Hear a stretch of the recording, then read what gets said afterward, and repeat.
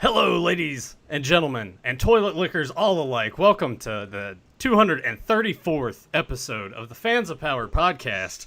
I'm bitter as hell, Nathan Kennedy. I'm here with Joe, who can wear a mask for 2 hours once a week, and most of you can't wear it for 20 minutes in the store MOTU.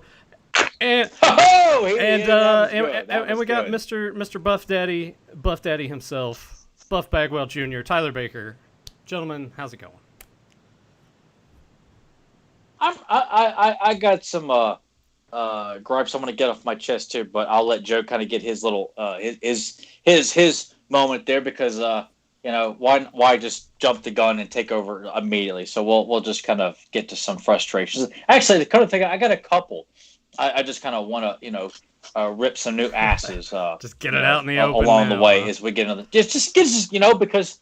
Well, I'll get to that in a moment here, Joe. I feel like it can be like that episode of Saved by the Bell when they're sitting there and you get handed the stick and you get to like vent your frustration and then you hand the stick over to somebody else. Yeah, and I'm pissed off because Nathan's going out with my sister, and he starts seeing visions of me dressed up like my sister. I thought you were my friend, Well, I surprisingly won't have any gripes, so I might as well introduce this damn chat room because Tyler has some things to say. And I don't know, Nathan, if you have something you want to say, you do it too. Okay. But let's say hello to Febmon, Zentron, Spider Rat, Curtis Ackerman, Andy Yowsey, Adam Gabbert, Papa Hud 69, Aaron Voorhees, Grimbot, Curtis Ackerman. Oh shit, sorry, I said your name already. Darth Baca, and that. Hold on, I forgot to hit the fucking thing. You always say Spike. And Lacey Dean, and that's it. So that's everybody in the chat room. Thank you. Thanks for joining us, and I'll pass it to you too. Have a blast. We've got a good bunch of guys joining us live tonight. So everyone, thank you for taking time to sit down with us tonight. Appreciate every one of you. I want to say that too because you guys are here week in, week out, and we do appreciate that. But I think we do want to go ahead and just jump right into the matter at hand. That last week's episode did horrible. The fact that we have 560 subscribers and a video can barely eke over 200 in a week's time is pretty terrible, I have to say. So I don't know what to do in that regard. Maybe we should do a survey, figure out what you like, what you don't like. Is this too much? Are we complaining? Are we complaining too much? Because maybe that's what it is. Starting off at the beginning, people are like, great, they're in grumpy moods. Well, I have noticed that a lot of the episodes I'm not on, and you guys decide to read some shit stains email from a MOTU magazine from 1986. Those gangbusters, and I'm on here to talk about an old episode. No one gives a flying fuck. So I like to call out the 560 subscribers. Well, obviously we have some loyal people. The people that are in here with us tonight may not be with us every single week, but enough to they are devoted listeners and genuine fans of the property. They're not your casual bullshit fans who get a shirt from Hot Topic and buy the latest trinket that they find at the local Walmart and subscribe to a group and constantly share pictures of, hey, look, I got a pop, people. It's amazing. You still got those on? I'm going to do a review of this pop here. You still got those on display? Some shit like that. I actually took most of my Funko Pops and packed them up because I. Well, that was given to me by a guy I work with. He knew I like He-Man and he bought it for me as a Christmas gift. Beanie Babies. That's all these Funko Pops are. They're just like Beanie Babies in 10, 15 years. I'm sick of them. I'm sure you'll go to a flea market if we ever get out of this COVID shit and. You're just going to see Funko Pops everywhere, people charging out the ass, and it's like people have already moved on. I know it's still a big thing now, but I'm just looking down the road. I don't know. Whatever. Go ahead, Tyler. No, but it's just, the last few weeks, and I told myself, when I had my complete mental breakdown a while back, I was, I come back because I want to talk He-Man, and I love being with Nathan and Joe talking about it. I'm not gonna I'm gonna quit because nobody watches. No. It's very disappointing that we have all these subscribers and the vast majority are not watching. Well, I think the bummer about it is you see the sub count go up and then we do pretty well for a couple weeks and then it's just not good for a while and then something else will happen and it'll pick up. And I know that most of it has to do with we haven't had any new news. There's nothing like big, like, oh wait, I saw the New Day Masters of the WWE Universe, just that figure on the peg. So hey, Wave 3's out there. Go get it if you can or want to. I wouldn't mind. Just maybe we should have made that the title for this episode, and people would turn out. Yeah, droves. Oh my God, they mentioned a new piece of shit. Knockoff He-Man toy on the shelves. I got to see what they have to say. Okay, well, that's great. I'm gonna go look at my own ass for the next 3 hours. It's just a bummer, and I know it's a bummer for all three of us because Joe made it known that he was disappointed with last week because he thought last week's episode was really good and we all enjoyed it and had fun. And it's just I don't know. It is. It's true. I mean, I had a blast. I always have a blast, but last week's was really fun. And for those who are listening now, be sure to go back and listen to it if you haven't already. But that's why, yes, if you're not a fan of this podcast, you're an asshole. I'm calling you out right now. But that is why, like we almost said earlier, if you know what, let us know kind of things maybe you would be more interested in hearing more of. We're going to talk about everything regardless, but we are curious, what is it that makes you really want to, tune in and listen? Do you just like our banter? Having fun? It's like hanging out with us? Or do you want to hear more of the toys, the cartoons? I do like to know what is it that really attracts you to the show. I think it was Zamir here in the chat room. Thank you for joining us. He actually said he did enjoy listening to us reading off the stuff from the Masters of the Universe magazines with the letter sections when we gave people shit. But I don't know. And Eric Sanchez, well, he just gave applause. Thank you. But no, I would like to know the things that really suck you in. And yes, we do. It's just like Tyler said. Of course, we know anytime it's recent news, whether it's on the toys or something with a cartoon or movie, bam, people will flock in. But, there's something that's always kept us here. Because when there's nothing new, we're still always celebrating Masters, whether it's from the old cartoons or the old toys or anything. There's something that sucks us in, and it'd just be nice to kind of know. Like I said, it's not like we're just going to, okay, then that's what you said, we're going to cater only to that. Yeah. No, but it is nice to know what is it you like. And you can be as constructive as you want to be. We're not going to sit here and, get our feelings hurt over anything. So those of you that aren't in here live right now, you're watching this after the fact, leave a comment down below. I challenge you. Leave a comment down below. Let us know what you like. If there's something that you don't like about the show, just let us know. Let us know something. Anything. Please. Yeah. Please. I'm Doug Stanzo. Please. Yeah. It's like we're guys begging chicks to show us their tops. If anybody knows, we're talking about there's a really lame ass Too Hot for, or there's Girls Gone Wild tapes. Yeah. God, they were just so lame. I'm glad that beg an 18-year-old girl to show her tits. Yeah, that's. And you know what the thing is? People in the chat room said already, Spider Rat said it, and Curtis Ackerman both said they really enjoy just our banter, just back and forth, bitching or just having fun. But they really enjoy our banter, which we do appreciate. I've heard it from time to time, not much, but at random, I'll get a message from somebody who says they like the commentaries, they like our character bios, that it makes them excited to go check out an episode, stuff like that. And it's nice. It does affect somebody here and there. And we actually do. We actually do have a comment on last week's video. I'll get to it later. That is actually a positive, one good positive to take from last week's failure of an episode. I feel like we. I've been attached to some of the failures because the ones that I haven't been on have done a lot better. And maybe it's a testament of my presence on this podcast. People maybe because I am the more negative of the three of us. I think it's quite clear. I'm the angriest. I'm the one that's least likely to be understanding of people's they want to talk about the origins instead of, me coming out here, dude, Hasbro showing you Mattel up with what to do if you're going to bring back an 80s property and not just bring back the same damn figure with articulation. Spice it up a bit. Give them a bit of a slightly different look or a little bit of a makeover, but give us the same character. That was another one of those things, but I'll get into that in a bit. But I'm just really ashamed. All these years this podcast has been going, I'm really disappointed in a lot of the people who subscribe. We've only got 560 subscribers, which don't get me wrong. I do appreciate every single one of those. Absolutely, but there are people who. I'm sorry. It's not it's just you don't offer nothing. You don't even have to watch the whole thing. Meaningless YouTube channels. You don't even have to watch the whole thing. Yes, just click on it. Just click on it. Watch it for 30 seconds. You can tune out. Just click on it. I don't know. I feel bad because it's I don't want it to sound like we're begging for viewers or anything. And I know no, but it's disheartening. Like, we you guys, I miss some because I that's part of my process is like, you know what, I'm not going to, go. If I feel like I need to step away or family's in, I'm going to do it because that's what leads to me like, I can't do this anymore. And, nobody cares, that kind of thing. So I'm glad I've taken more breaks than I normally have, because obviously this podcast has just not got much growth. And I think, we've talked to some people in the community. The hardcore fans are a dying breed. And we've had this kind of discussion several times, even when it was just me and Joe.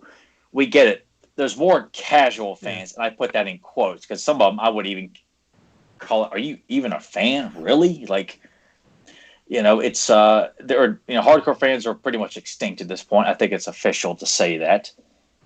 Casual fans, they are the ocean surrounding a lot of the community. People who just want the attention of. It's not just that either. Buying shit. I mean, every property's aiming for that, to have that casual fan. Those people that are just going to spend the bucks for the short amount of time, make their money, and then they can reboot it, do something else, see where they can go from there. But maybe part of it as well is we only have just this on the channel, like one video once a week.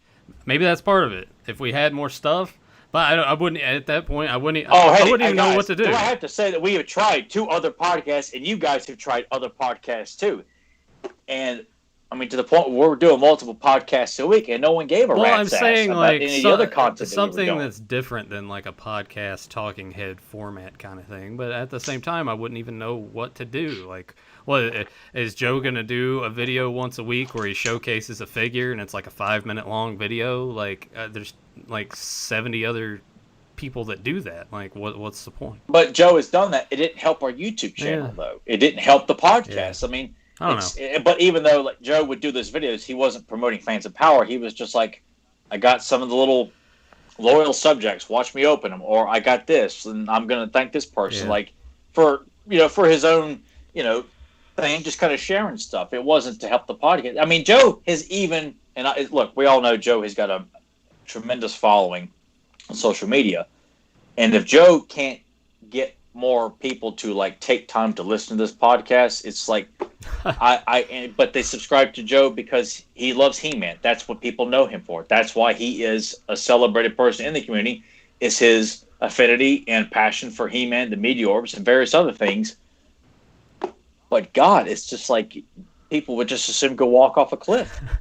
And obviously, yes, I'm being ridiculous when I say that. But it's just weird that we finally had got up, and we know people who've got nothing to contribute to society with their YouTube channels have got thousands, and they get people to give them money. I balk at the idea of doing a Patreon or something like that, asking people to give any of us money to give you content we've given you for free when we're just doing this out of just passion. Yeah. Like I think it's ridiculous, and I wouldn't entertain it for a second. But to have like more, hey, we'll if you give us money, we'll do a commentary for this. Like, but we've done commentaries for free. Like, it's just ridiculous. I mean, so, I get it because those people are in a position where they. It's just I wish people look. If you people don't like what we're doing, damn it, be vocal about it. If you do like what we're doing, damn it, be more vocal about it. Well, if you give 2 shits about it, be vocal about it. It just, there are too many, unknowns out there. And last week's, like, I didn't lose sleep over all right. it. But I looked at, like, you know what? It's the episode that I was on. I suggested those ideas. No one gave a fuck. We did the Clamchat Ninja mini comic. Nobody really gave a fuck. You guys did the mailbags and the magazines. Not that it was like 1,000, but it did better than the ones I suggested. Right. I don't know.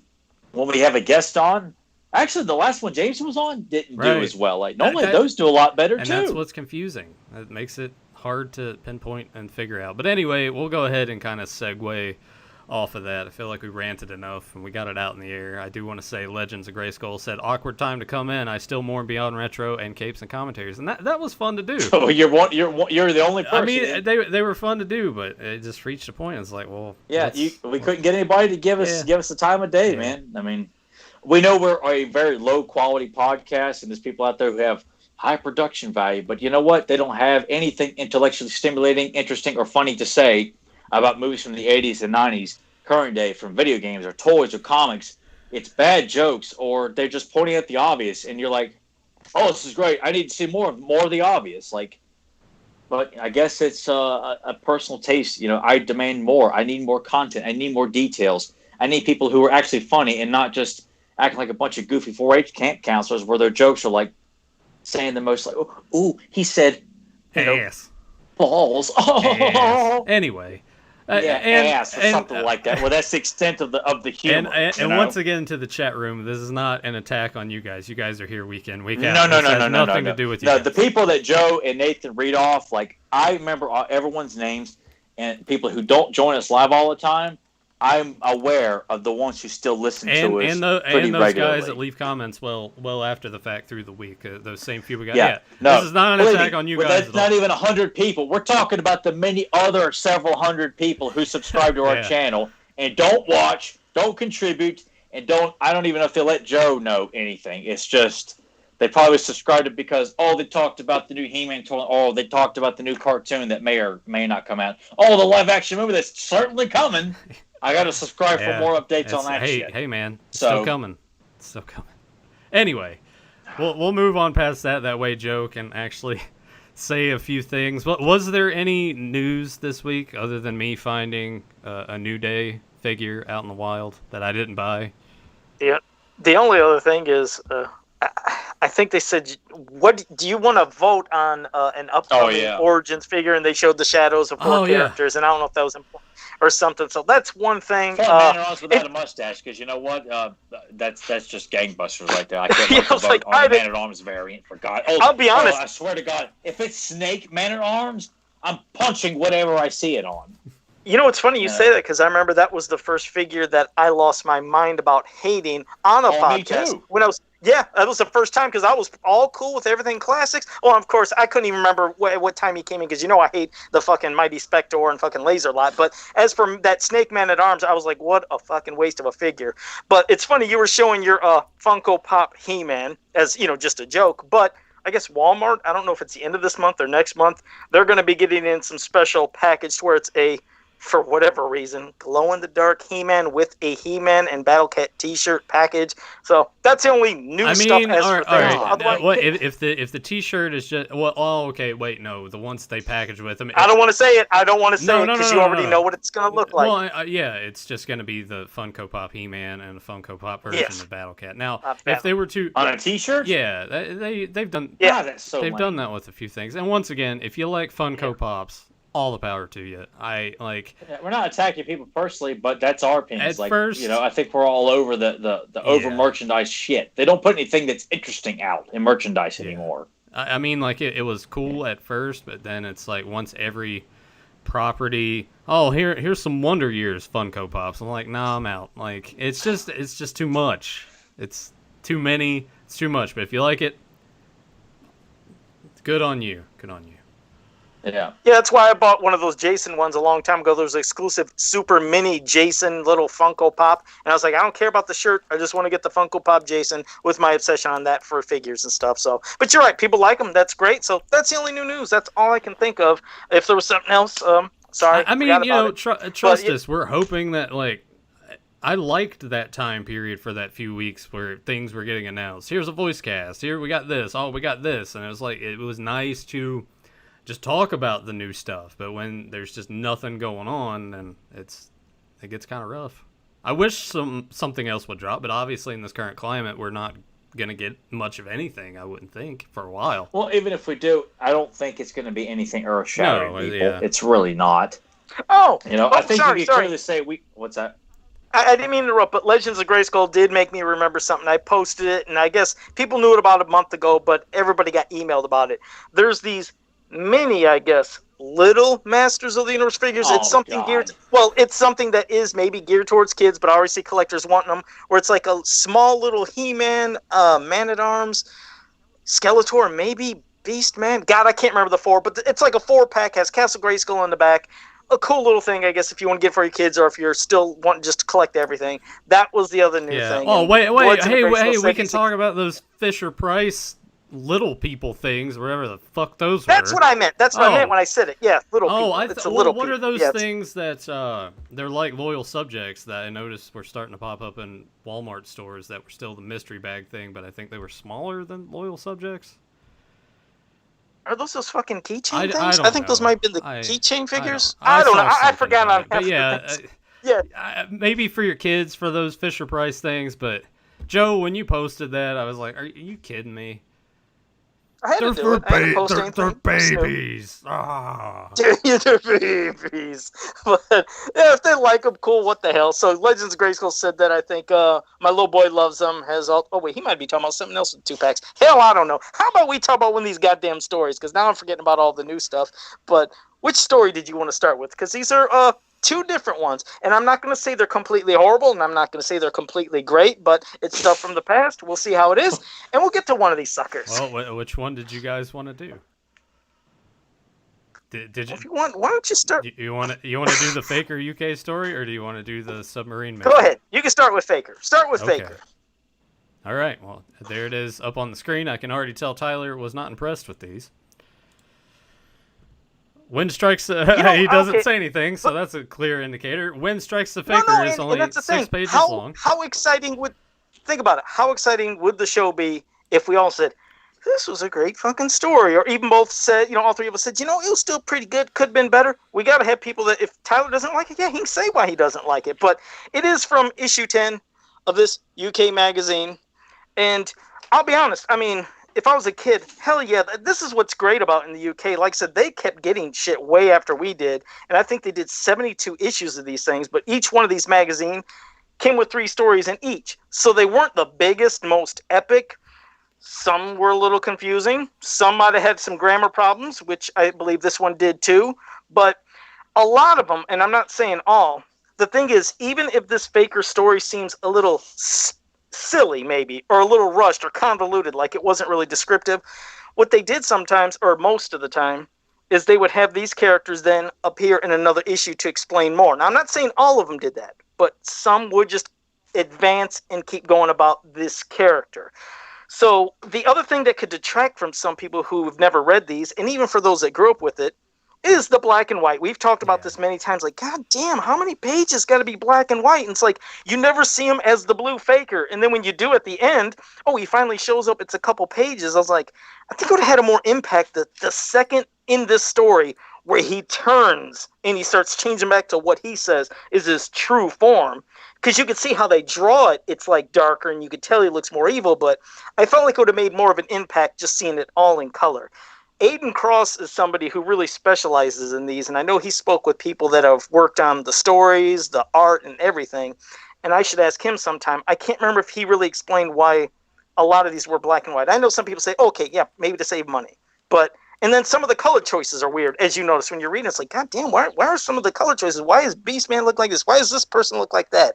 They have weird things, but I admit it was different. It was a different story. I can appreciate what they tried, and I'm not putting it down completely, but as you read other stories later throughout the series through these issues, some expanded upon it. But a lot of times it was confusion. You have weird shit like you've seen where he's saying, I am the power. We've seen that in a lot of different things. That always would drive me nuts. But there was other grammar issues, but otherwise, I mean, it's not a complete shit story. It was different. I don't know if that's an homage to the, one of the first original mini comics when he's, how He-Man, boom, is punching and creating his house. Well, in this one, he's like destroying the villagers' houses. But it was different. I just wish there could have been a little more. But I was like, I don't know if I'm just being greedy because, well, like I said, they could only fit in so much. They'd have 3 stories for each issue they released.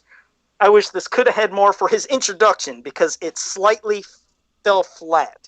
But I mean, just my thoughts. Well, when you have a magazine like that, you're only looking at about 20 some odd pages, right? And if this thing's packed full already of 3 stories and they're roughly 6 pages each, like you're already running out of real estate in your magazine. So I understand why these stories have a tendency to be way shorter. I think one positive I take from this is just, even if it's not in a form that's particularly great, it's nice to see Faker getting a mention because Faker's not really around a whole lot in any of this.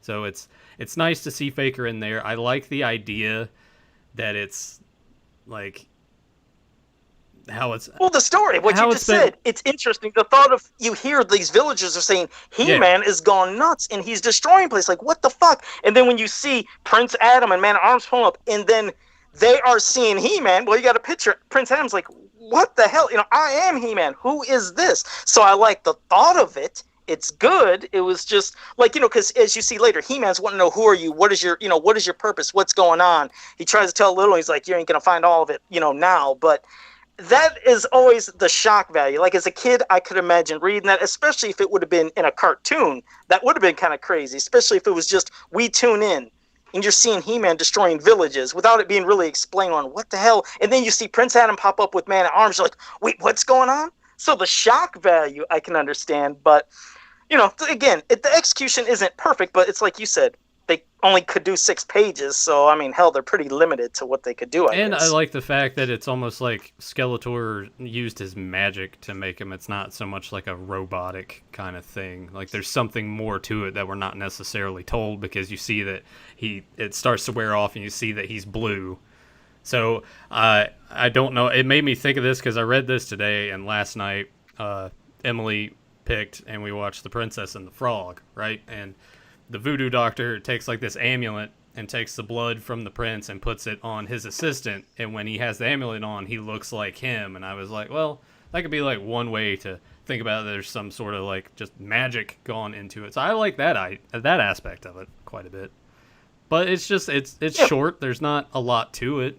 It's kind of hard. Sure. It's kind of hard to give like a thumbs up, thumbs down. It's more just like trying to extract the positives that I saw in it more than anything else. But we'll go ahead and let Tyler have a round with it. Yeah. I mean, I'm not gonna go out of my way and be like ugly and vicious to it, because it wasn't a drizzling shit story or anything like that. But I just kind of feel like, when the story makes a point to say there's more about who I really am, like, no, there's not. It was like kind of throwing in a lot of like unnecessary, like exposition that doesn't really go anywhere. Like unless there is another part to the story, which I've never read any of the UK stuff. He comes back. Yeah, he does come back, and do they actually follow through with? Because I mean, obviously, it's an imposter. It's fake. Like when he goes when he falls in the water, the spell kind of is broken, and which I kind of felt like, was he watercolors? Like, this is just not. I kind of had always wished that he just embraced the fact that he's blue. Like obviously the figure is solid blue. That way, you're selling a different character, even though it's the same mold. But I had always kind of wished they had just kind of like followed through with that. Like even though in the Search for Keldor is pretty much a glorified cameo is all he gets.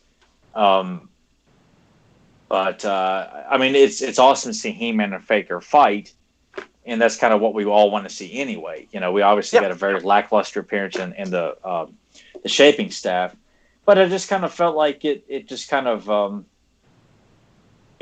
I still maintain you could tell a good short kid's story in 6 pages. This is trying to tackle on too much, and obviously if does the next story, Joe, like is it directly connected, or is it just another story with Faker in it? It's another story with Faker in it, but it explains a little more. So it kind of does. It does pick up a little bit. I mean, not immediately where this left off. Don't sugarcoat it here. Does it clear up the hints that he's throwing out to He-Man, the mystery that's supposed to leave the kids who are reading this? Not as much as you expected. Not as much as you expected, but a little. And it's a little bit. I mean, like you said, I know with this story, like you said, I understand what you mean. I would have loved for, like, especially in the cartoon, I would have loved for him to be blue, and like you said, to embrace blue.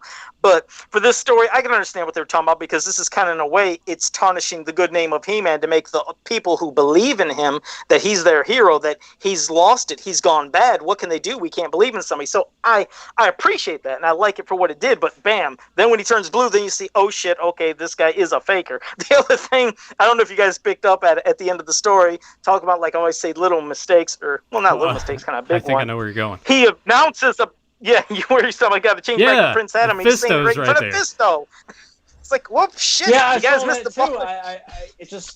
It's like, do these people are they a precursor to the shitty Marvel movies where people throw out secret identities out the damn window? Yeah, It's like, we ain't got time for that. Right? Just do it. So it wasn't bad. He-Man saves the village, passes out. The villagers pick him up and carry him across. Well, that was Spider-Man 2, right? He's just a kid.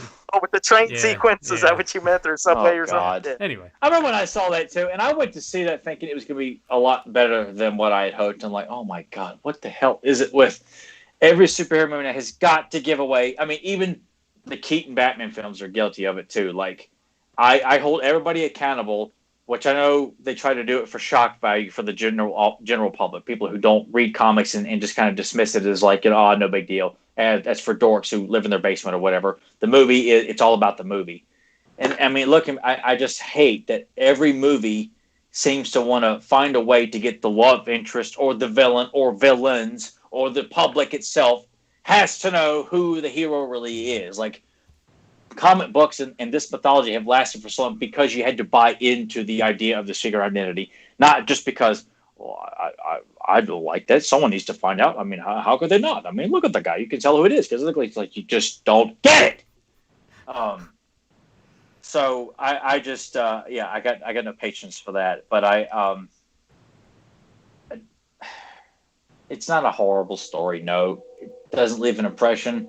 And some people may say if I'd read this as a kid, maybe I would have liked it better. But you know what? There's a lot of stuff I didn't like as a kid. I like more as an adult. I've vented multiple examples about that on this podcast. So I can't sit there and say that only if I had saw this stuff as a kid, I would have liked it then and grown up to like it now. Because there's a lot of stuff I thought Horde Prime was cool as a kid. I don't like the character Horde Prime at all. Like, it's fine when I watch the cartoon, but does Hordak need a boss to answer to? Hell no. There's so many things I'm like, I know I don't like that at all. There's some stuff I have maintained that I still like to this day, and there's some stuff I hated as a kid I love now. I thought Negator was a lame villain as a kid. I absolutely love him now. House of Chakotay scared the piss out of me as a kid. I wouldn't dare watch it. You can look at it in a lot of different ways. It's like, I don't want people who listen, because Spike, you listen. I'm not trying to slam the UK stuff. He got on my case for slamming. I think it was just Ladybird books in general. When Joe forced me at gunpoint to read those two Ladybird books, and I was about ready to pull a Kiana right there live on the podcast. So I don't want people from the UK to think I'm dumping on the UK stuff, because I've looked at several pieces from the UK. I think it's amazing that them in Germany, I think Italy, or continue to get this stuff to kind of piggyback on what Joe had said. And I think it's awesome. A lot of the cover work is great. I just never was that interested to kind of, because a lot of the stuff wasn't actually available to actually read through. I think a lot of it was just pictures of the stuff.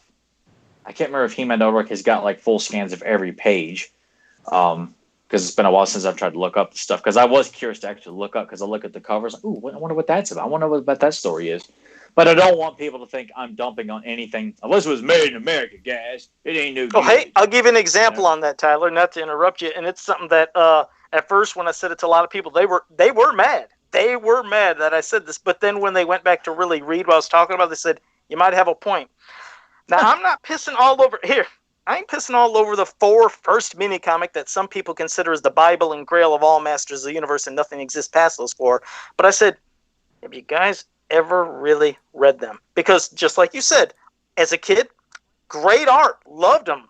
I thought in my head they were a lot more deeper and evil and barbaric. Then you actually read them again now and you're like, damn, that's confusing, that's convoluted, that didn't make any sense. The story wasn't making sense, the art wasn't matching up to what was happening in the story. And as an example, like I said, just read Battle in the Clouds, because we're going to talk about that in a couple weeks. I have to, because I'm going to not be super mean, but I'm going to tear it apart, because it sucks. Battle in the Clouds is a fucking horrible mini comic. And right now, every Alcala fan is probably so fucking pissed at me, but it is terrible. They are, because I will back Joe up on this. Like, why are these stories so barbaric? I mean, how many heads are being decapitated? How many people are being gutted? Like, when people say these 4 stories, now look, the artwork it's great. There's no disputing that. No one is arguing that.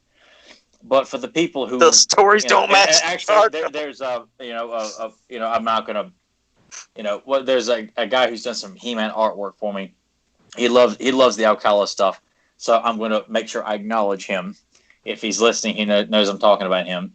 Because he does artwork in this style a lot. So let me just assure I'm not attacking people who love it. It's just those stories. It's mainly about the stories. Like, I love He-Man and the Power Star. I will say that. I genuinely like that story, even though the beginning, I hate the beginning. Like, when I got that mini comic when I was in high school and saw that for the first time, like, He-Man comes from a jungle. Like, what the hell is this shit? Like, I just thought, like, this is, I don't know what to make of this. But I was so accepting of, like, okay, this is the beginning. Things obviously evolved, and just kind of put it aside. But I just found that to be a bit kind of a head scratcher. He-Man coming from a tribe, and his name is He-Man. I just, obviously, as we all know, the lineup was evolving like every second. But I just don't understand why. If you like the artwork, that's great. But the stories themselves, and even the artwork that's given to you, is not conveying anything that says it's more mature, that it's more edgier, that it's more, nut busting. Because, I mean, look at him. Like, I can give you a lot more better examples of mini comics later on down the line that are pretty damn edgy. There's actual fighting going on and a more coherent story, And me and Joe talked a lot in private too about how people are just, that is the Bible. And look, it's all right to have your favorite He-Man artist. Like, that's great, because if that's the case, then yeah, I think that's a solid choice. But for those 4 mini comics to be the Bible, I think they need to go back and look at the Bible. See, you're right. Again, the art is amazing. Don't get me wrong. The art is amazing, but a lot of times the art doesn't match up with what's happening. And also, we have things in our head. It's like you said, maybe as a kid, you thought this was really happening, and you just haven't went back to read. And then when you read again, like, I guess it didn't. And my biggest point that I always bring up is, people love to say, I missed the original 4 comics. You remember how badass Merman was? He was so savage that he beat the shit out of He-Man and ripped off his power harness. I'm like, did he? And that's why I always bring up Battle in Clouds. And that's why in 2 weeks we're going to talk about it. I'm like, he didn't do that. Guys, he didn't do that. If you looked at that and read that mini comic, Merman did not engage in an epic battle and rip off He-Man's power harness. How did that come to pass anyway?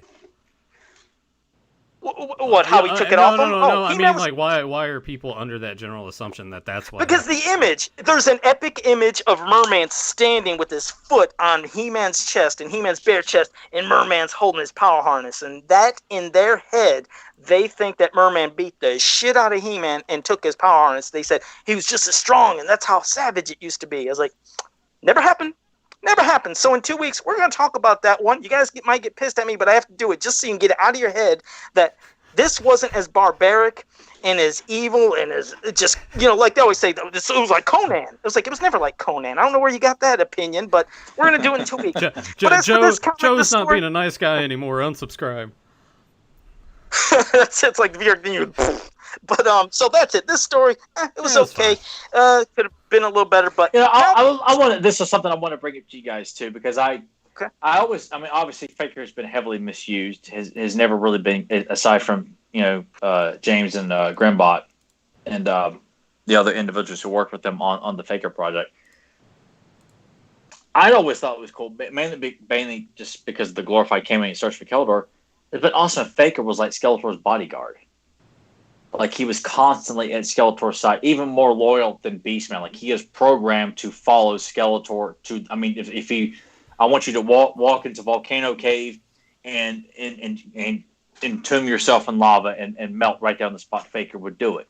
Like, I kind of like the idea, like that image of like Skeletor in one of his kind of thinking rooms, and Faker's just kind of standing there, like a bodyguard almost. I felt like that'd be really cool if Faker, like, his purpose was, like Clamchamp is to King Randor, is to be as loyal, more loyal than any henchman. That Faker can't be bought because he is born to serve Skeletor. Like the ultimate slave to Skeletor is someone who looks like his ultimate enemy. just like I just think that would be such a cool image that wherever Skeletor goes, Faker's right there. He's constantly like the first one to engage in battle, or the first one. I mean, just I feel like there's so much you could do with that. I just think. Do you think like the fact that Faker is basically a replication look-wise of He-Man, that, as you were saying, that he puts it in the form of like his greatest enemy, that because he looks like that, it makes Skeletor like all he has to do is just look at him and it fires him up a little bit more, kind of thing. I mean, you could play off that. Like if you want to add that to it, like a constant motivator of like on the days that I'm sure Skeletor's like, I don't know if it's really worth like wasting a lot of hover robots, a lot of manpower and money to pay my guys to go out and do this. And then Faker's just standing there like waiting to be told the next order. And he's like, God, I hate He-Man. Oh, I want to kill him so bad. I want to hold his heart in my hand. And just, yeah, I mean, you could use that. You could use that as like a motivating scene. Well, he's just kind of contemplating over the hover screen and just feels like, I don't know if I can follow through with this. And one look at Faker is like enough to like, as a constant reminder. I like that. It's a nice touch you could add to it. I just think it'd be really cool. I mean, am I stupid? Am I just talking in my ass here, guys? People in the chat room, can you say something? Joe, will you say something? Can I make me feel like I am contributing to society on this podcast? What a stupid idea! Okay, moving on here. What a stupid idea! If it is, you and people are entitled, because God knows I've cut enough bad ideas down, or ideas that I thought were bad. People are entitled to cut down my ideas. I encourage you to do so. Well, I do not take it. I'm not going to unfriend you or say you can't come on this podcast. I'll stare anymore. Intently at the chat room like Faker would out into the void while he's standing beside a Skeletor to wait for a response. That would have been always great to have more Faker stories. So. No, what? You're right. Like, what do you do with him? He's a one-trick pony. He looks like He-Man. When you see his blue, you know he's. I'm like, I know that. That's kind of the point. It's giving Faker a purpose, that he is always in the service of Skeletor, that he is an indestructible robot. He ought to be a very overbearing presence in the mythology, that with Faker is there, it's not He-Man, but like Fisto and Clampchamp would have a difficult time taking on Faker like together, like tag team against Faker. That Faker, if they were to beat Faker, Faker would beat the shit out of him too. Like Faker may be broken down, but Clampchamp's going to be walking around with a fat lip. Fisto might have a broken left arm. They're going to be limping back to the Royal Palace because Faker is he is a robot. Like, I just like to think that this guy, could, kind of like, I don't want to use that because Mattel did that with that stupid DC He-Man team where they had like Bizarro and Battle Armor Faker. Like there's a connection there, like these Bizarro Faker or something like that. There's definitely one thing about Faker. He's never had any consistent look when you think about all his different interpretations. Yeah, everybody even has like issues. I'm going to change it. Yeah, because remember, like issue 7 of the Star Marvel one. Even in that, he had a different look. He's got blonde hair, but he's got the blue skin. Skeletor's power harness, which actually looked kind of cool with the power. But it was different. Yeah. So I always wanted more of him, though. Yeah, as a kid, I would have loved to seen a lot more Faker. That's the great honestly, thing. Like he does have Skeletor's powers, but it was purple. I embrace the hot pink look or the orange look with there's so much untapped potential. I guess people, because the casual people are so quick to make fun of it because that's what people do. They like to make fun of a lot of these properties because it somehow pertains to butt humor or sex humor or fart jokes or really. It was different because, like you said, he had that kind of the harness just like Skeletor and the color. But the weird thing was, in some pages he was blue, in others he was Caucasian. It's like they had no consistency in that comic itself for issue 7. But it was still cool to see. Anytime he popped up, I love seeing him. Wish we could add more of them. But hell, hopefully one day we'll finally all be able to see the return of Faker. That'd be fantastic. Oh yeah, yeah. I saw some people were kind of. We won't get into that. Curtis. Yeah, I won't mention it because I don't know if we should. Yeah. So I won't mention Curtis Ackerman did say here, little nitpick about the podcast. If I set my volume to hear Tyler when Nathan talks, it's like a whisper. If I set my volume for Nathan, then Tyler makes my ears bleed. Yeah, Tyler's volume's like, I think it's just the way that his headpiece, because especially with Joe, if he doesn't have his little microphone in the right place when he comes in, before we start the show, he'll start to talk, and I seize up for a second because it just like echoes all in my brain. And if you think I'm loud before, yeah, that was horrible. I mean, I was popping eardrums. So, yeah, I try to keep it consistent. I don't try to talk too loud and angrily. I mean, it happens, but I mean, I try to stay calm, but I get too worked up at times. I mean, in terms of the volume, I can just get closer to the microphone like this, maybe. I did turn down the slider for Tyler and Joe's audio, so maybe that will help a tad. I don't know. Well, let's get to the Submarine Mystery. We get, then I guess we're still doing pretty good, even though we got a lot of people who just don't care, and they can all eat my ass. Those who don't care. That's right. We'll kick Andy Alcey out of the chat room. Like I said, he's been here and he's giving me shit and you shit and everybody shit. So time to get him out of there. Andy's been a loyal listener for God knows how long. You know. I like giving him shit. All you guys. So no way. That's people in the chat room. Everyone bust our balls all you want. You can make fun of me, make fun of Joe, make fun of Nathan, make fun of our perspectives, our opinions. I'm just an angry asshole. You can call me that all you want. You can say Joe's Mr. Nice Guy. He loves everything. You can call Nathan a drunk. Whatever you want. Battle in the Clouds. I don't like Battle in the Clouds. There's a couple things I don't like. And when I say I get going, I guess that's it. But we'll get to right now this next story, which I will give credit out of all the ones that Danielle has, translated, and Grimbot has worked, with doing some stuff, on these as well. This one is at least a fucking coherent story. I'll give it that. And this is the Submarine Mystery. Now, here's a quick little thing that Danielle wrote on her page. She said, a lot of fans have been asking for this one. And here it is. This is an English translation of the Brazilian Portuguese language Masters of the Universe story, The Submarine Mystery, featuring a cult favorite villain anti-hero among Masters of the Universe fans in Brazil, the aquatic invader Shazar. I don't know if I'm saying it right, but I'm going to say Shazar. It just sounds cool. This story was released in 1987 and comes from issue 17 of the Editora Abril comics from Brazil.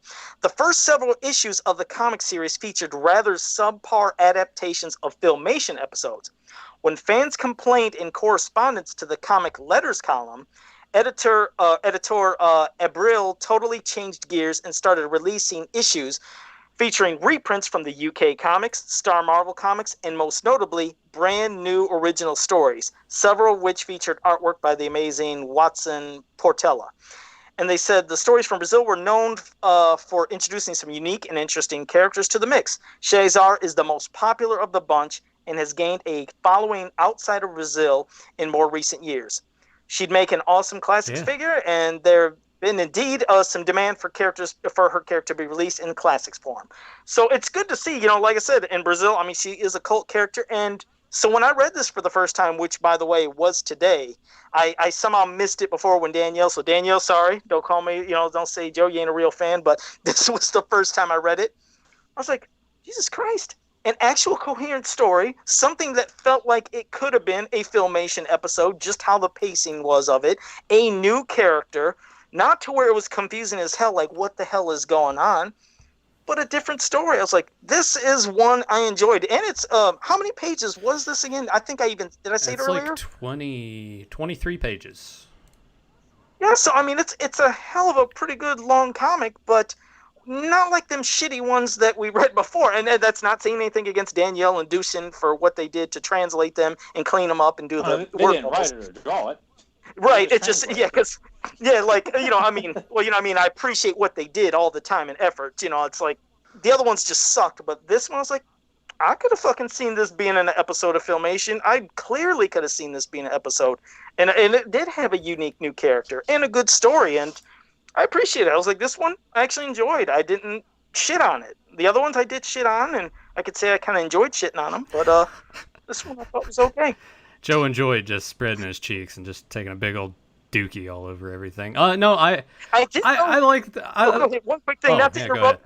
I'm sorry, real quick, Nathan, not interrupt you. I'm sorry, but the part where it comes to about these girls later, and then the explanation about it, I was like, "Am I getting out of it? What I think I'm getting out of it?" But I guess we'll get to that when that part comes. But you go ahead. I'm with you on that. I enjoyed it as well. I like the art throughout. I thought the art was very solid. I do like the new character. I think she would also make a great classic. I thought she was very appealing to the eyes. I like you get He-Man in the water fighting sharks. It's got a lot going for it, I thought. And a surprise of Skeletor at the end with the Collector. I mean, kind of like out of nowhere, because I didn't expect that happening. I thought this was going to be a Skeletor-free comic. And for him just to pop up and the Collector, I was like, well, shit, that's kind of cool too. So it shows that when these people, obviously, like I said, were at one time the only thing they were doing was taking Filmation episodes and then drawing them into comics, which people weren't enjoying.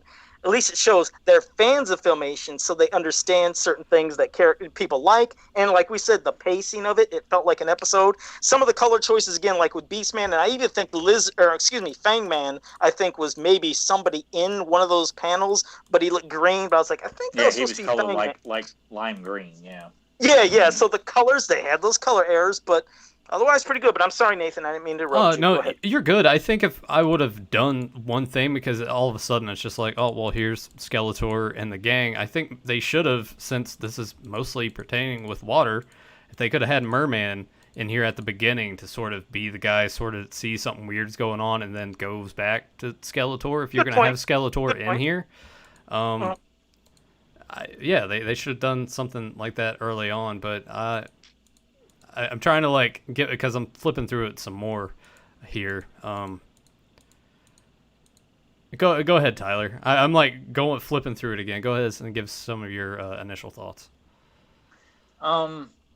I don't feel like Skeletor should have been in the story at all. I kind of feel like.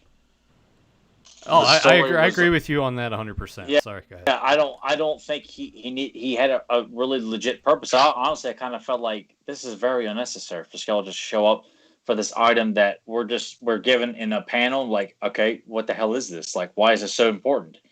And we're just supposed to kind of go. And obviously, yes, we maybe think we're digging too much into a children's story here, but that's what we do about these stories and this property. That we do this. If you don't like it, go to hell. So I kind of feel like his place is just like, it wasn't necessary. It was, I liked the character of Shizar.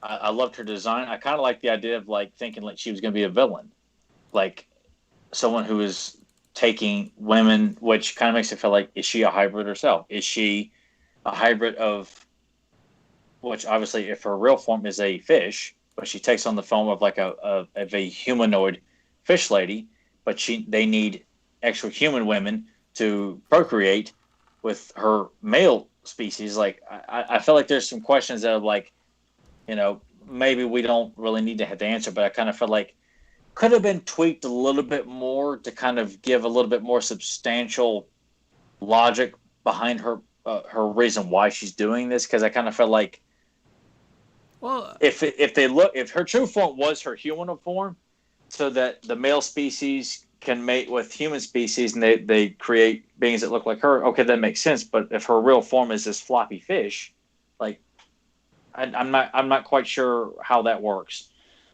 But we don't really get the thing of maybe that is their ability, that they can switch back and forth constantly. So maybe it's for them to have a form in a human, or maybe it's. I almost feel like they didn't. I feel like how her initial look. Obviously, if people wanted an action figure of her, that's the version they would want. They wouldn't want the floppy fish, which I kind of feel like you didn't need that part either. It should have been just her. She's there, kidnapping women from Eternia to take back to her planet so that they can add to the species. That sounds kind of like a Star Trek plot almost. Which I'm cool with that. It would have been cool if she was I almost felt like by the story was over, I thought like she would make a great villain, but she'd also make a great love interest for He-Man. Because I like the idea of He-Man having multiple love interests, like a lot of superheroes have. Like, it's not just one. Spider-Man, Batman, they've all gone through a multitude of different women. Some of the bad girls, some really good girls, one-night stands kind of thing. I think it'd be cool to have a underwater female that is really attracted to He-Man, whether she's a villain and constantly invades Eternia because she wants He-Man to be her king and rule the underwater kingdom with her. Maybe Merman, with the counter off of what Nathan said, Merman is attracted to Shizar, but she wants nothing to do with him. So he's like, I'm going to kill He-Man, or something like that. You could have, if you had to have somebody, Merman, yes, logical would have been. Skeletor needed no part. I agree. At all. It should have been either Merman is an alliance with her, and she realizes her mistake, and he's like, "Well, we agreed to do this." Oh, you know what? The hell with you! I'm going to kill you and He-Man.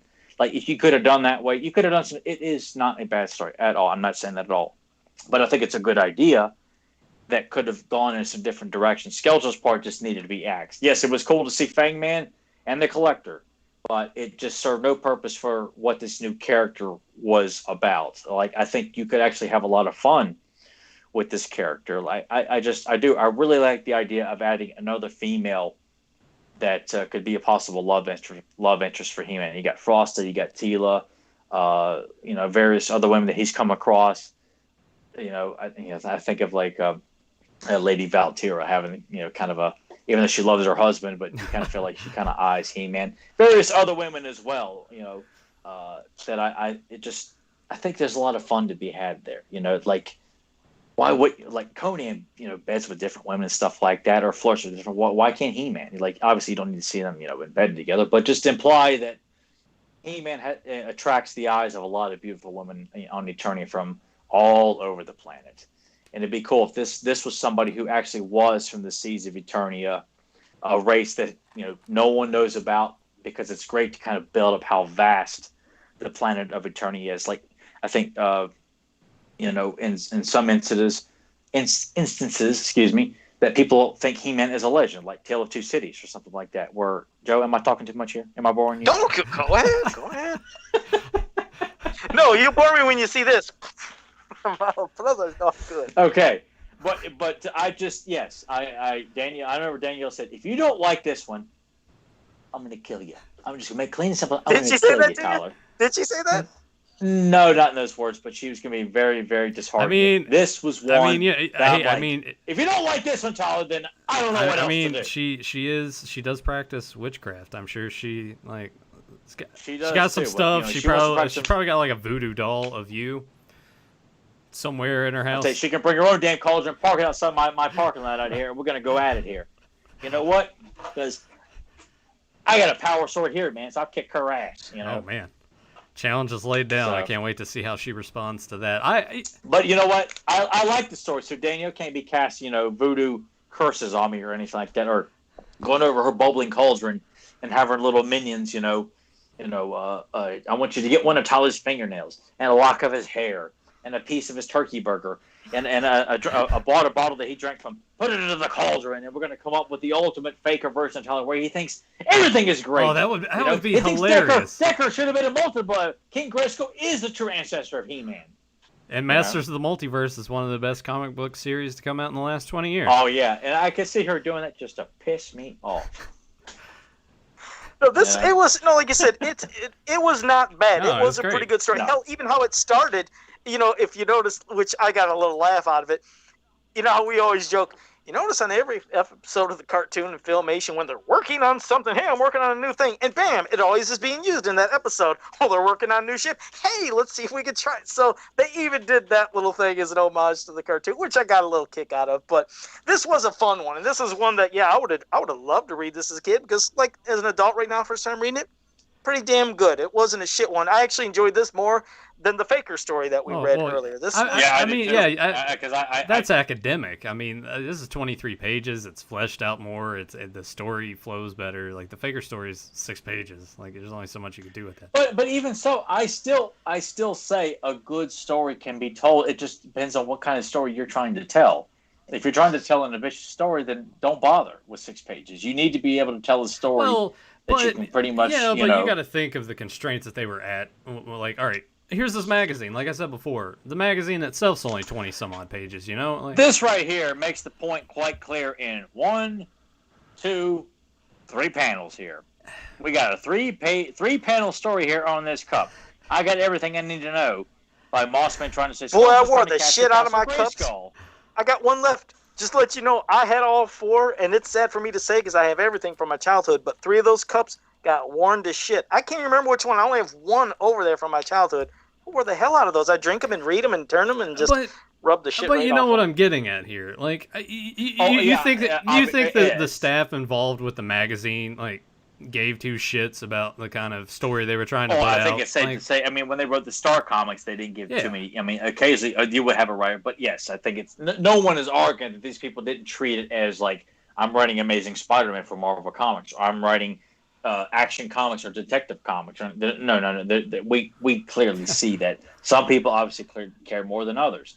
That's what we should do one week. I don't know. By the way, we should Tyler should just have longer hair and wear like a different shirt and be like Faker Tyler and just be like overly enthusiastic about everything, that would be pretty great. Because Spider Rat just said so. Faker Tyler is a hippie, so that's where he's getting that from.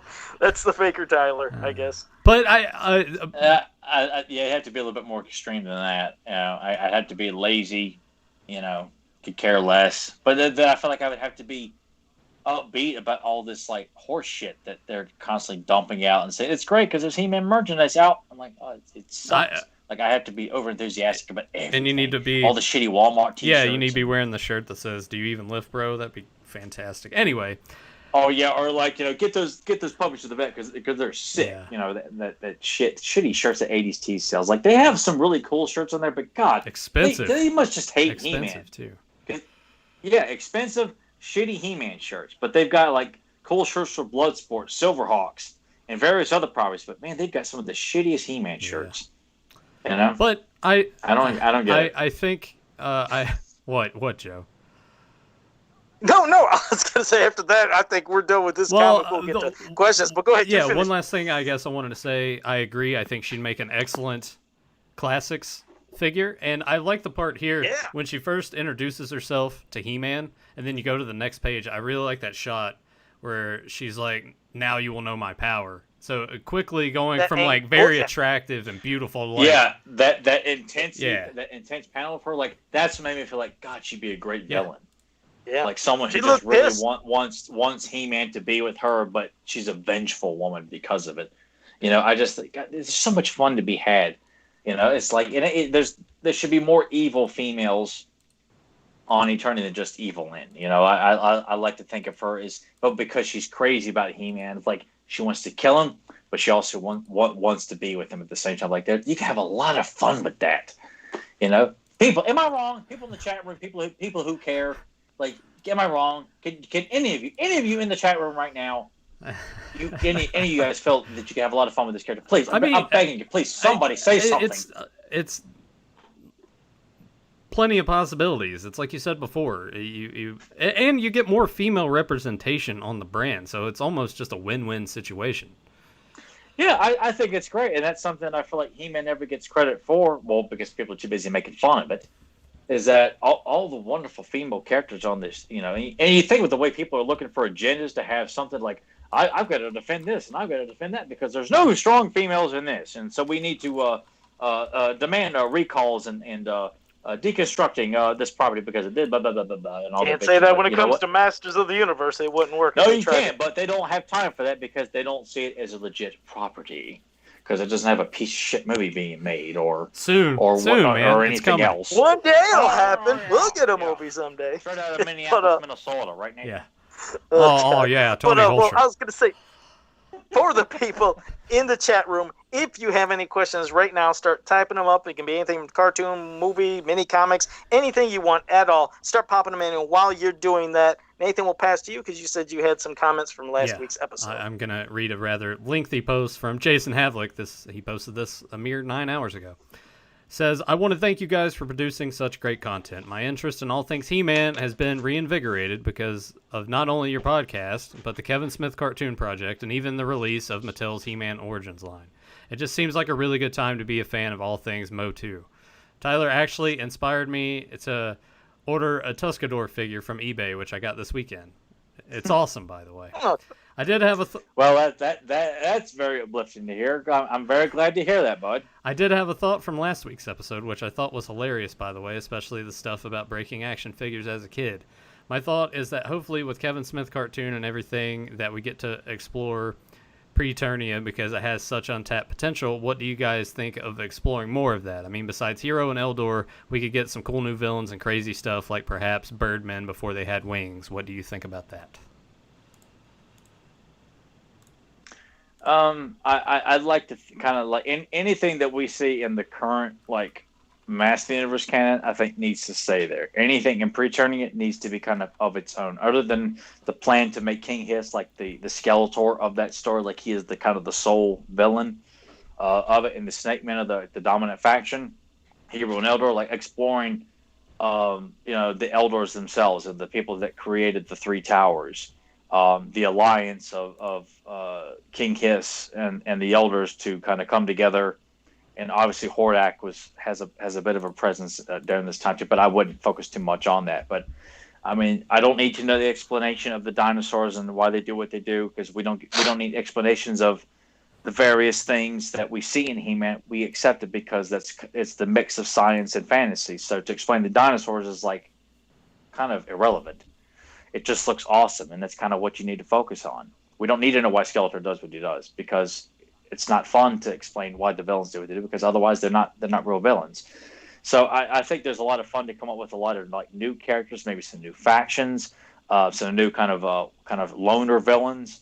But I mean, there's an ungodly amount of fun to be had. I mean, when you look at pictures of the three towers and the dinosaurs, and Hero fighting the Snake Men, I just feel like there's a lot of fun to be had of like putting Gray in situations where he doesn't have his staff. No, yeah, and which it would be great. I mean, like you said, I know that Hero has been mentioned, so if anything, I'm assuming we're going to see some kind of flashback, so they probably won't get really in-depth, which it would be nice, but if anything, maybe they'd even have... What I would have loved to always seen is, because we've seen it from the card back art and other stuff, is I would just like to see how Gray was given the abilities and the powers to become Hero from Eldor. We've seen how it was going to be explained on a card back, but if they had a little explanation, a quick little thing. But as for the cartoon, I'm sure it's going to be something in passing, one episode. But yeah, Preternia stuff would be fun to see. Yeah, I will say something slightly positive about the Kevin Smith cartoon. If they have went as far as to cast someone, a relatively well-known voice actor, to play Hero, I'd like to think that, okay, if he is going to be actually have a voice to him, he's probably going to have, even if it's one episode, he'll probably have a rather meaty part in the episode. Kind of like, the Shitty King Grayskull, where he's in most of it. But hopefully, I hope to God Kevin Smith treats it with dignity. He doesn't come in and try to, put his snooking fingers all over it. It's like, no. Really crossing my fingers, though. I really am crossing fingers. It'd be good. I really do. Say, because I'm done being the negative Nancy about the cartoon. Back to you, Nate. Blue-haired lawyer has the comment here. Had another comment that never showed up, so I don't know if he had deleted that at all. But I'll go ahead and read the one that was actually visible here. I think Nate made a comment about how Mattel may kill Origins if the cartoon is a hit. Start a new line based on Revelation. That got me wondering, did you guys see Toy Guru's video about MOTU Chronicles? It seriously has me wondering if Origins is just a placeholder line. Would Mattel go through all that trouble just to make Origins the new Coke? Speaking of, Nate, you're spot on about the Big Bang Theory jumping the shark. Yes. I haven't seen the video that he was talking about, and I don't have a comment, so I'll pass it to Tyler. It's Toy Guru. I'm not really interested in what he has to say, but I feel like it is. I really do. It feels. I mean, and it probably is a testament to why it seems like such a lackluster attempt at putting He-Man back out there. Like, it's not doing anything groundbreaking. It's not. I mean, is it? Like, I just don't get the logic behind it, other than it's just putting the same figures that we all own out there. Like, that's why I was impressed with Hasbro's, obviously the classified line is fantastic, and that's kind of what I was hoping we were going to get with He-Man. Not the case. And then they released the retro 3 3/4 line. It's the same characters, but the molds are a bit different. They're not the exact same figure. Again, on slightly different card back, it's giving us a little bit more different. It's Storm Shadow with a little bit of a variation to them. We get the Bears, a little bit more of a variation. Snake Eyes, that's what I wanted with this line. I didn't want Skeletor that you can move his damn jaw. Yeah, but man, you can get the variation of He-Man, like constipated He-Man. Yeah, with the squinty eyes like this, Yeah, yeah, but think about this though, because you said Hasbro with the G.I. Joe line and which classified line is cool. I like it quite a bit. Yeah, I finally got Scarlet in the mail yesterday. Gosh, she looks awesome in person. But that was a different jump, because with G.I. Joe, we've been used to it being the 3 3/4. Now they've upped it into a 6-inch scale, and you said you were hoping that they would do that with Masters. Like, what would you expect? We already have the Classics line. What were you wanting out of that? Like, giving us He-Man, but change the look up a little bit. A different, a variation on, like when you saw what the Four Horsemen did with some of their early concepts for the 2000X line. Like, there were some variations. It's clearly the look that but there are some tweaks here and there. There's a little changes here and there, like with Skeletor's look. That's a prime example. It is the quintessential essential. Excuse me. It is the traditional design of Skeletor, but his belt is changed up a little bit. His face is a little bit more vicious looking. You know, there are small things you can do to kind of tweak. Joe, am I right? I mean, in terms of like, Joe, is Joe alive there? He's not moving. Yeah, no, go ahead. No, here, go ahead. I'm just saying, like, I feel like the molds are different enough to feel like we're just not buying. You know, I don't want to tear my shelf apart here. I'll just grab Ninja here, like where it's the exact same figure here, but I can just move his wrist. Same figure, but I can twist the leg out this way. I'm not going to because this is vintage. This is real deal shit. I'm not going to torture it and tear it apart like Joe does. You know. Strap a firecracker and go out in the backyard and blow them up. Strap a firecracker to his back because someone told me he paid me $300 to do so and film it. You know, I just, Joe, I'm sorry. I'm just being an asshole here. I apologize. You're fine. Go ahead. But I just want, like, this Ninja should be tweaked up a little bit, look more vicious looking or something like that with a new sculptor, and instead of just it's the exact same figure, people, the exact same figure with articulation. That's just not different enough for me to like. I got to run to every Walmart in the area, every Target in the area, in the middle of it, and hope to God I can in find the middle of a pandemic. You know, yeah. I'm like, it's not different enough, people. Like, if you all like it, that's great, that's wonderful. But I've got classics here. I don't need articulation. I got my fix with that, and the sculpts are amazing. I've got the vintage line. I got every one of it. I got my fix there. I mean, really, the only figure I have my eye on in terms of Origins is a Scareglow, just so I can have like a Scareglow in that scale. That way, I don't have to go on eBay and spend. And that's fine. And you know what? I will buy some for my nephew because I've already introduced him to He-Man already and Thundercats, and you know he enjoyed playing with them, things like that. But I genuinely feel I don't know. It's hard to honestly. I don't know. It's hard to say what if Mattel was smart. They would put both lines out. You know, they're not. What else are they doing? What other major toy lines do they own the rights to? Like, you know, it's. I mean, why not? At this rate, if they're gonna do Origins, why not just re-release classics and put those on the shelf? Why not do that too? Because essentially, it would be the same argument. Oh, I already got these on the shelf. I mean, granted, now it's like I have an opportunity to get some of those figures that I don't have. That I'm not gonna go spend $100 and some odd on eBay. Granted, I did that for the Casey Jones Raft 2-pack, but that was different. Not really. And to piggyback on that too, I don't know why Mattel insists on ignoring the classics line. Like, you know, Danielle has brought it up. She puts out these awesome videos about characters that didn't get made, especially all the wonderful new Adventures characters. Like, why did they continue to ignore that line? Why not release maybe 4 figures for the entire year? And just make it like you got a subscriber, whatever, and just keep that line going. Why not have multiple avenues of He-Man? Like Mattel, that is your major like boy brand property that you own. Like why is it just got to be one and done? Like obviously, look, I'm not going to pretend like I know the ins and outs of the toy industry. And Mattel, I think everyone is struggling. I think Mattel is not doing that great initially, toy wise anyway. But I just kind of feel like. Why not capitalize on it? If they're going to sell Fisher-Price He-Man stuff and little trinket things, like why can't there be multiple action figure lines? There are multiple Star Wars lines. There's multiple G.I. Joe lines. We're seeing it right now from Hasbro. And there's multiple Marvel lines, multiple wrestling lines. And the Star Wars line's doing pretty good. You got the 3 3/4 inch, and you have the Black Series, which is the 6-inch. Like why? That's what I'm saying. Yeah. Just do Origins. Do the classics line over again. If you're just gonna keep regurgitating it out there like that, do that. Because if people, a lot of people didn't even know classics line even existed, since it was like you had to sign up and do all this for it. If you put it out there on the shelf like you're gonna do with Origins, someone will walk by, oh holy shit, this is cool, and just buy all of it up anyway. So, or the scalpers will just buy it all and then put it on eBay. Oh yeah, put it on eBay and then charge it like it came out in 2012. When it didn't. I don't know. It's weird. Pop culture sucks. Sorry.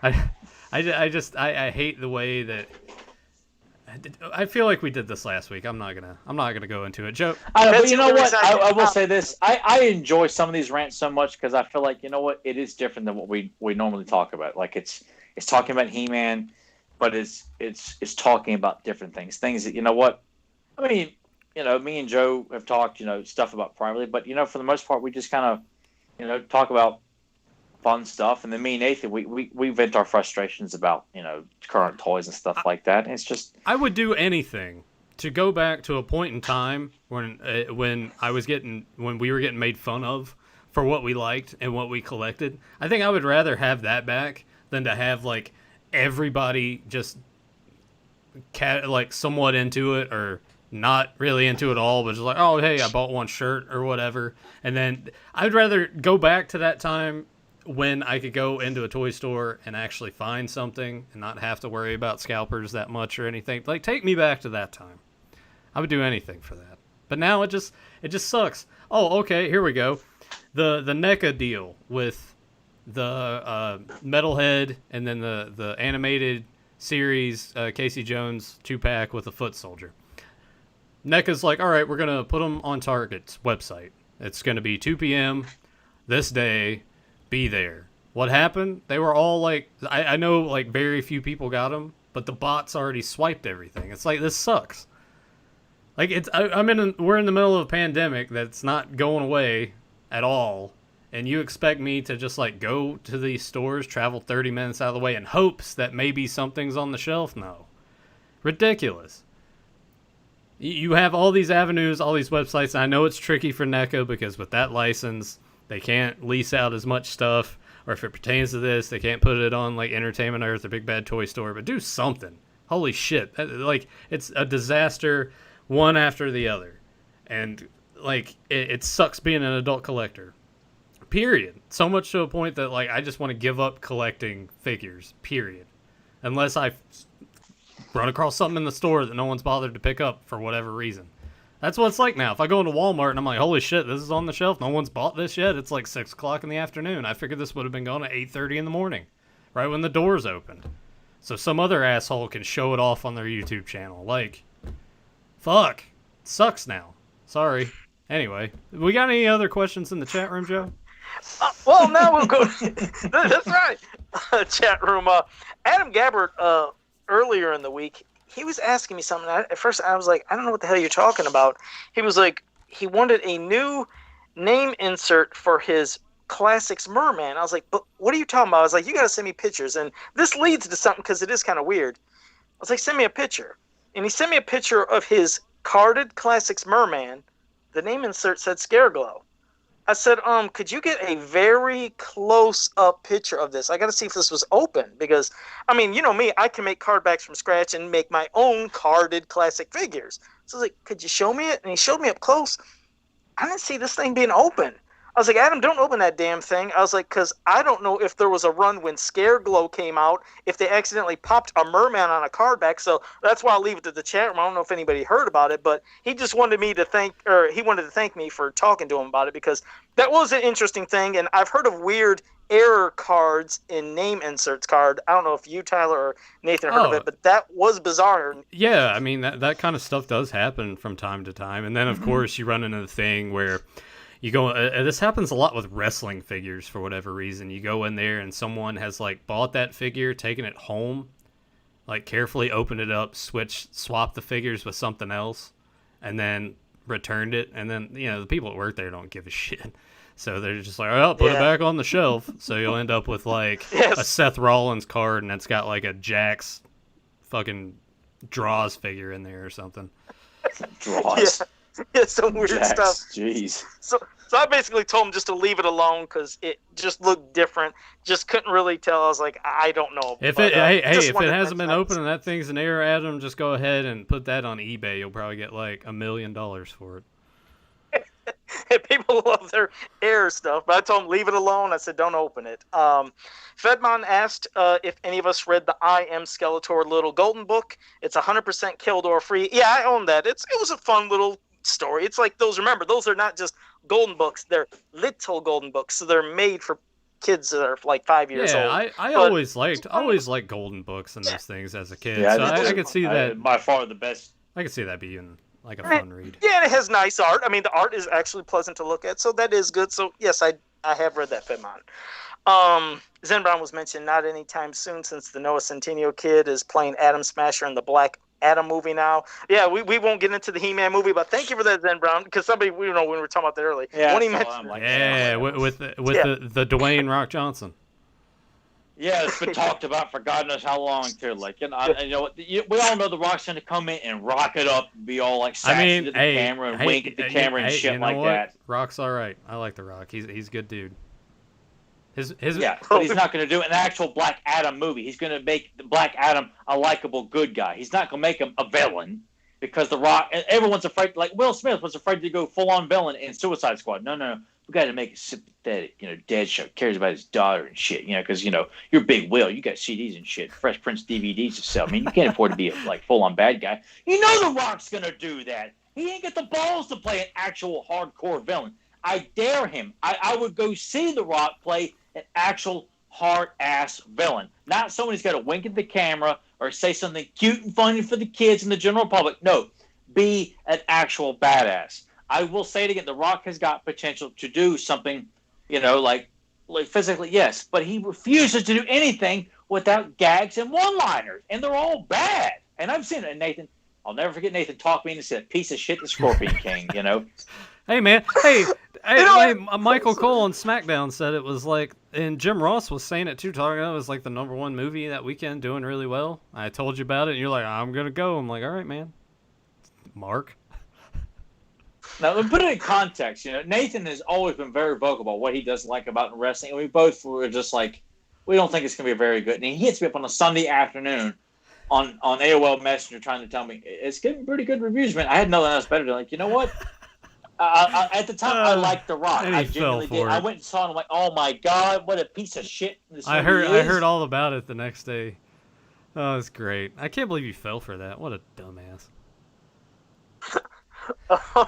Eric Sanchez said those cover artwork on Golden Books were awesome on the books. Had a couple growing up. Oh yeah, the Golden Books always had amazing ones, especially if you're talking about some of the soft cover ones that Earl Norm and Gino Diachile, the ones they did, bam, spot on. So yeah, those were always some. Haven't heard that name in a while. Did you do this show when you said that Dino Diachile? Yeah, you got to do it. You got to put your hand like that. I got to do it. I'm allowed to do that. Curtis Ackerman said, at some point, can you guys review the Golden Discs of Knowledge with a discussion of the Council of the Wise and the Cosmic Enforcers? I don't like that episode. I don't like it. That's a no for you, Curtis. Maybe in the future, we'll see. Well, no. I just don't think it's a very good episode. We'll do it. We'll do it the next time that Tyler's not on, and we get like 750 views, and it'll be great. No, don't do that. Don't wait till I'm gone to do it. Like I will be a good sport and do it. I will. No, but that's I'm just saying, like that's why we haven't done it, because. Well, it's not like Joe's been aching to do a review for it either. But Tyler, But Tyler, see, like if we do that on the week that you're off and we do it, then the video will get like 750 views. You got to think. Well, then, Curtis, maybe you don't want me on there, Curtis, because you know what? People will be more likely to tune in and watch. I mean, they could be talking about Joe's customized water ball to look like Merman. I don't know, and people will tune in like, oh my god, I have to see this. This is amazing. Oh, is this going to be at my local Walmart, Joe? Tyler on there, we're going to be reviewing Taylor's Quest again. Fuck that! Andy Elsie is a party pooper here. He says, with the new Golden Books they're doing, I am loving the artwork covers, but the art on the pages within the books is usually not as cool. I wish they used the cover artists for the whole thing.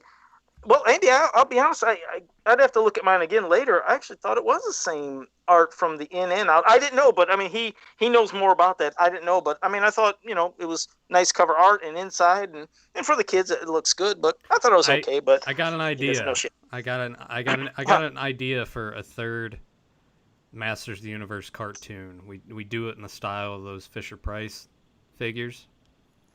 Oh my god! And we make it. Grimbot says, Grimbot, Origin could work so damn well, but the execution is so unbelievably sloppy.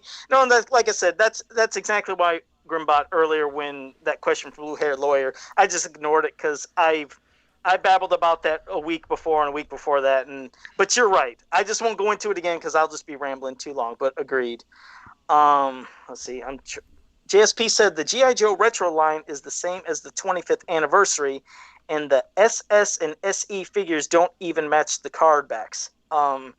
He said he's not worried about the car. I saw people complain about the car backs, but I looked at the sculpt of Storm Shadow, Snake Eyes. Like, I've got the first version of Snake Eyes that came out from the 25th anniversary. I mean, I'm not one of the fans that goes and looks at every minor detail, because a lot of people do that, but they looked different enough. You know, the Storm Shadow definitely looked different to me enough. Like, I didn't own every one. I've got a few of them, and I saw most of them. But it looked different enough to me. Like, I didn't think it was repeating the 25th anniversary over again. I don't have the Baroness. I don't know, but if they are, then I can understand why Joe fans are pissed off about that, because, well, that's why I'm pissed off at Mattel's. Like, I got the commemorative figures over here. I got every damn one of them. It's this vintage figures all over again right here. And you want me to go buy them all over again? So, yes, if that's the case, I didn't look enough. I was just glad to see more G.I. Joe stuff's coming out, you know, because God knows we can't find anything else in the stores. It's worth going down the damn toilet aisle to buy. So, you know, if it is, that sucks, because I did buy a bunch of the 25th anniversary figures. I thought they were great. I loved collecting those. So if it is, that's disheartening to hear. And I hope that's not the case. But if it is, that's suck balls. Yeah, I know nothing about those, so that's why. I mean, I can't. Of course you don't, because Joe's all anti-Joe. Well, no, I mean, I'm not hating, but we all know your problems with G.I. Joe, because some guy down the hallway said, "Hey, yo, Joe, man." Joe's like, "I will kill all of you." I mean, I don't understand that mentality either. I mean, as a kid, I hated it when people found out that my first name was George, and then you'd hear all the bullshit things like Curious George and George of the Jungle and all that shit. But, you know, I'm not, like, going to boycott it. Until Hot Jennifer McCain was calling you George, and you're like, whatever. No, that was pretty cool. All the kids, it just drove me nuts. It just drove me nuts every fucking day. Every goddamn kid with that cartoon hated that fucking cartoon and them toys. Especially like Joe's like rant, all the noise, and you see yeah. You like that? Yeah, exactly. Andy. Oh, and see here. So Andy, with his comment, made no sense. It wasn't even pertaining to fucking Masters of the Universe. He said regarding the Golden Books artists, I was talking in general about all the new books they're doing based on 80s shows, movies. I actually don't know for sure about the He-Man and Skeletor ones. Well, great way to fucking sidetrack. Yeah, great way to sidetrack, Andy. You didn't even fucking make any sense. So thanks for that, buddy. He-Man podcast. What are you doing? Well, here we go. I like that Curtis Ackerman says, "How can someone dislike Stratos but like canned meat?" And he's picking on me because I will back that up. I mean, that's well, hey, Joe, he's picking on me because on that one. All right, well, here's the thing. I mean, Spam is expensive, but it's good. So I've been saying comparison: armor, potted meat, and Spam. There's wait. You know what? I don't hate on pot. Well, potted. As a kid, we didn't have a ton of money, so potted meat was one of. You wouldn't know that based on all the awesome toys. Hey, well, my parents made a lot of sacrifices to make that happen for Christmases, birthdays. Anyway, that's besides the point. I did eat a lot of potted meat as a kid, usually with saltines, or I put it on a sandwich. I tried, because they're so cheap. I went and bought a can of it and opened it up and smelled it. Now I was like, I can't do this. It's too much. But dude, Spam sucks, Joe. My dad used to fry that and put barbecue sauce on it. And I'm like, Dad, that you can do whatever you want to it. It's still Spam. It still sucks ass. Well, I'm going to tell you what I think about it. See, I can't afford it, and it's some good shit, because that is expensive for a can. But, so this year, I had some people in the group send me a can, and last year, I had somebody. So, in 2 years, I've had two You're cans having of Spam. listeners send you Spam? Joe, you sunk to a new low, man. They were making fun of me. They got my address, and they sent it to me, and then I fried it up. Won't listen to this podcast, but you'll see Joe's Spam? It's good. You cut it up real here, people. We're starving for attention on this podcast, and you're giving this guy free Spam? But you cut it up real thin and fried it. Where's my gun? I'm ready to just off it right here. Wait. No, why am I going to be on the podcast next week? Why? Why am I even here? So Joe takes his time Because he wants to make the most of it, and it's like one slice of spam per week. What are you doing, like recovering the top? Are you putting it like in a plastic baggie? No. What's going on, Joe? We need to know the details. Do you drink the gel it comes? I bet he Joe? does. It's a 2-day meal though, because you could slice it real thin and then fry it up with butter, and it's. You're crazy. It's not. All right, go ahead. But it is. If you fry it butter, it's crispy thin. It's real good, and I do appreciate the people that sent me that spam. There's multiple people sending this guy spam. Well, you can't get these people to watch this damn podcast. Well, now I know what to get Joe for Christmas. Well, you know, if these people are so eager to send spam, why can't you people send me the NECA Casey Jones Wrap 2-pack? There's people who send spam. If you're just so eager because to devote your time they can't find. Why not? If they think Joe's a charity case, I'm a charity case. Can't. I don't have any of the current Ninja Turtle NECA stuff. Because Tyler, they can't find that 2-pack in stores like the most of us. Spam is everywhere. And Joe can't get it. And see, Papa Hut 69 said, "You see, you got to fry the spam." He agrees with me. So thanks, Papa Hut. It's real good. Adam Gabbard. You know that's a popular thing in Hawaii is spam. Like they love it. Burger King. Yeah, they love it. Erica says like that's a big. I mean, she likes spam too. That's a big deal in Hawaii. Like you go to Burger King, you can get the spam burger in a Hawaiian burger. I'm like, God, that's amazing to know Eric that. Sanchez are saying Vienna sausages are the best. I worked with a girl that used to. I worked with a girl that used to eat Vienna sausages like every day. And guys, I always say this isn't set up. I didn't mean to interrupt you, but I've I haven't tried Vienna this yet. Sausages right next to me here. I have spam spread. I haven't tried this yet, but this was sent to me. How is that just sitting beside of you? That was sent to you. Yo, man. But I haven't tried the spread yet, so I don't know what if is this any good. Joe's probably going to brush his teeth with it. I haven't opened it. Maybe I'll try it tomorrow. What are the odds of that? I was just looking. I was like, shit, I haven't opened the can of spread yet. It looks like a can of cat food. It probably will taste like it too, because I was like, oh man, I can't fry the spread. But oh shit, what are the odds of that? Why does Joe? I feel like he secretly finds a way to. He probably like Joe's kitchen's probably behind the camera. No. Joe's actually looking at his kitchen. He probably bring it over. He probably messages someone that's always in the chat. It's like, all right, bring this up in the chat room so I can bring it up. I have it sitting right beside of me. Anyway. The odds are crazy. It happens every week. There was a girl that would eat Vienna sausages every day, and she'd walk up to me after she had like half of the can, stand right beside of me, and she'd be like, "Hey, you want one?" And I'm like, breathe right in my face, and I would smell it, and I was like, "You go no," I was like, "Go back into the corner and shove some more wieners in your mouth." Anyway, is she hot? No, Joe, she wasn't. No hot girl is eating Vienna sausages and going, "Hi, you want?" Hot girls just don't do that. They just don't. You want one? Anyway, Adam Gabbert in the chat earlier said, "Hey Nathan, nice Scareglow shirt. You guys can also own one of these too if you check the link down below. I got this from Joe's shop on TeePublic." So, and just to let you guys know, that was all completely redrawn. I redrew the whole thing, so that isn't just an image popped off of something else. That was completely redrawn. I mean, that's the one thing. I can look at an image and redraw it. I can't draw shit out of my head. But yes, I redrew that, and it came out pretty well. Check out his store. Any more of those Bruce Tim art you're going to load up there, Joe? King Randor? We got Squeeze. You got Blade? Any of those? Any ones I do, it'll all be redrawn. But yeah, it's like I said, they're just up there usually just momentarily. Don't want no like legal shit issue. I ain't trying to do that or nothing. It's just fun little things pop up once in a while. But Papa Huds, before we do get off here, you have to let us know, or let me know. Let me know if this is any good, because you like the fried spam. Let me know if this spread's any good. I don't know if you ever had it, but it freaks that kind of. Is there anybody who's got an actual He-Man question to ask? Not a sponsor. Let's see if there was one last one. Hell, they were just having fun, Tyler. That's the thing. Like they said, they just love fucking. I'm just being a prick here. I'm just being a prick. That's all I'm doing right now. All right, but yeah, that pretty much is it. So, we have to end on spam spread.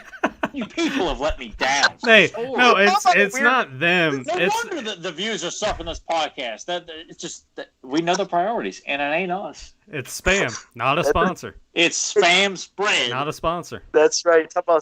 That's a unique way to end the show, but I did want to thank all of you guys popping up here in the chat. I want to thank all of you too for just letting me down.